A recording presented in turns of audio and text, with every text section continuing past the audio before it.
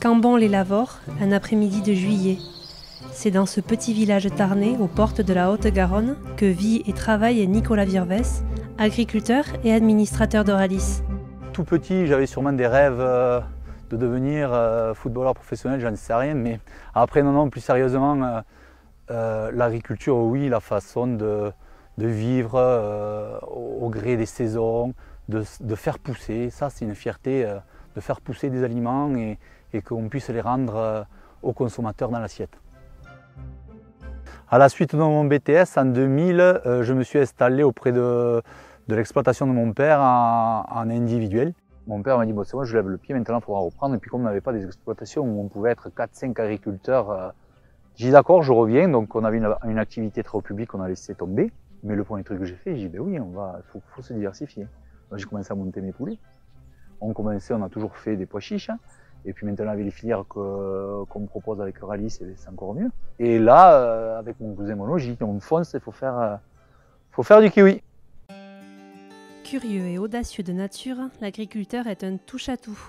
Pour lui, varier les activités sur son exploitation est devenu incontournable. De l'élevage, des légumes secs, des semences, de la production d'énergie photovoltaïque et bientôt un nouveau pas vers l'arboriculture.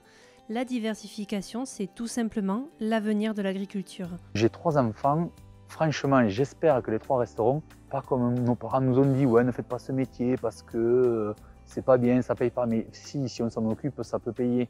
Il y a plein de choses à faire dans notre métier. Donc ils feront.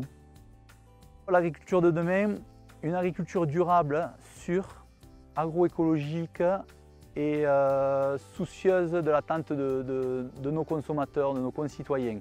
Et pour ça, il faudra quand même rester prudent, innover et se diversifier. Autre enjeu majeur sur l'exploitation de Nicolas, c'est l'agriculture régénératrice, une démarche qu'il a officialisée auprès de sa coopérative. Depuis cette année, ça y est, on est ferme pilote avec Philippe qui nous accompagne, garçon. Notre démarche, c'était ça. Nous, il y a bien longtemps qu'on ne laboure plus. Nos sols, ils vont être couverts tout l'hiver, des couverts végétaux. On essaie de ne pas trop travailler les sols et justement d'avoir de la faune dans le sol. Je pense qu'il faut le voir sur 1 ou 2 générations. C'est peut-être une génération après où on commencera à voir les effets, je ne sais pas.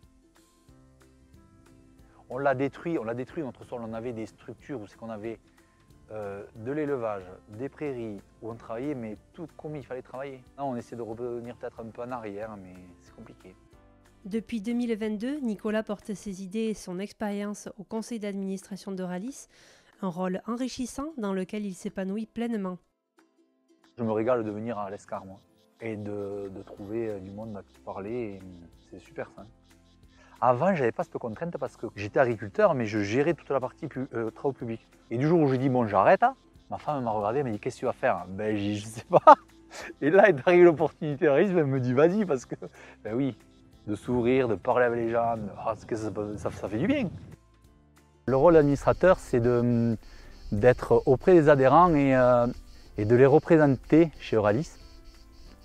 Savoir les écouter, s'il y a des problèmes ou toute autre chose, mais aussi savoir redescendre les informations qu'on peut avoir et qui peuvent être intéressantes pour nos adhérents. Et ensuite, c'est de participer avec tout le conseil d'administration et donner de son temps pour réfléchir et avancer sur les directions que peut avoir Euralis, sur les stratégies que peut avoir Euralis.